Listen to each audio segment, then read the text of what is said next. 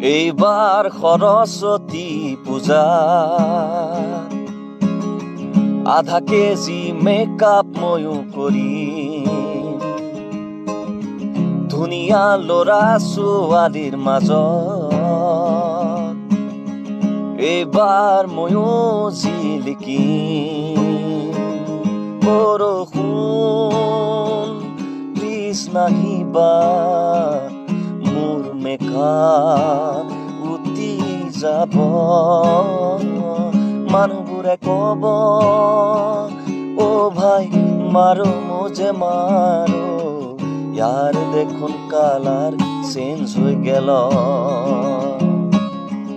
এইবাৰ সৰস্বতী পূজাত